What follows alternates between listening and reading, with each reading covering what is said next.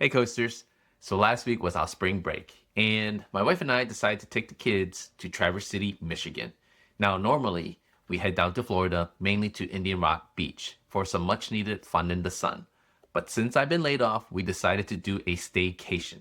So for coasters, I chose two not so popular hiking locations for you guys. One is at the Mitchell Creek Meadows, and the other one is at the historic Barn Park.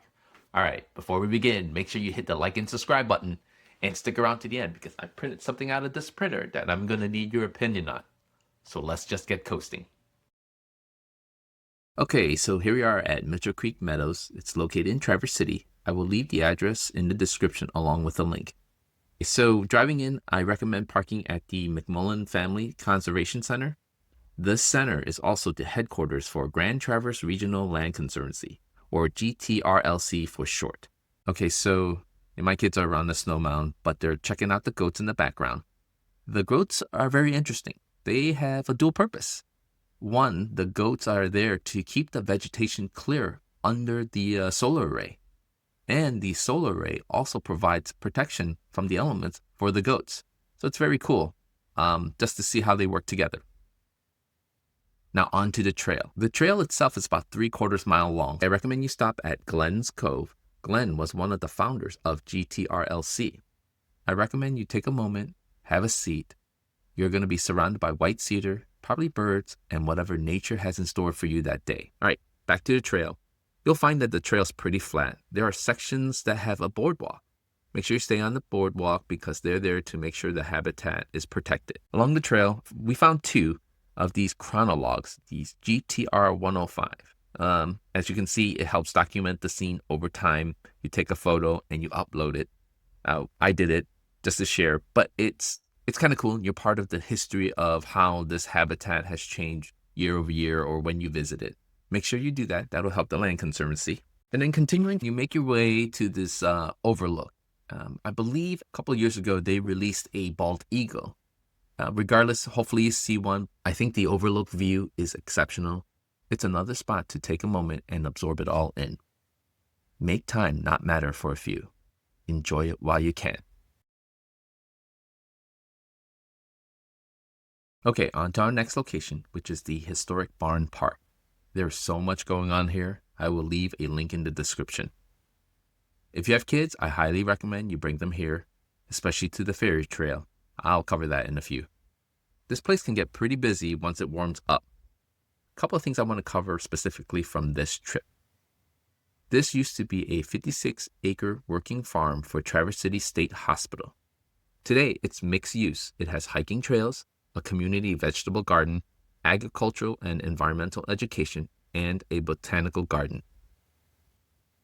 Okay, so make note if you are planning a wedding, this might be a spot. I've been hiking here and seen a few weddings. I have to say, at sunset, the barns and the surrounding area are gorgeous. There's nothing like having a wedding at an old barn. If you're into that, if you're looking for a farm style, vintage, this is the place. I can imagine, or actually I've seen people taking pictures. You'll have the hanging lights on, the barn in the background, music playing, and the sun is about ready to set. It's golden hour. You get your photographer, they get some great shots. I guarantee you, they would be great memories. Okay, so next is the ferry trip. It's a must-see for kids or heck, as an adult. It will tickle your imagination, and to hear and see the excitement in the kids is timeless. Check out Life and Whim. I'll have the link in the description. Also, I learned that you can be a participant in building your own ferry house and leaving at the ferry trail. In fact, it is Traverse City that is the inspiration for coasters. The whole meaning or the purpose of coasters is to unplug, get outside, reconnect with nature or with yourself or with your family.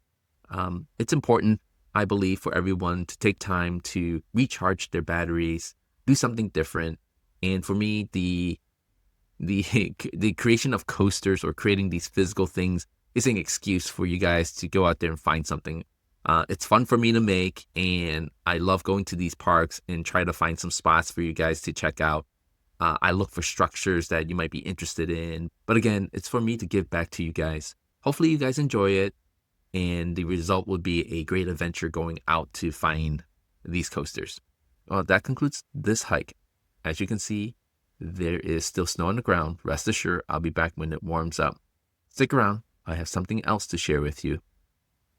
All right, coasters, thanks for watching. So here's where I need your help. I printed out 2 different colored coasters. One is blue, and the other one is black. So for the month of April and May, I will be hiding these. What I need to know is, which one do you prefer, the blue one or the black one? With that, keep on coasting.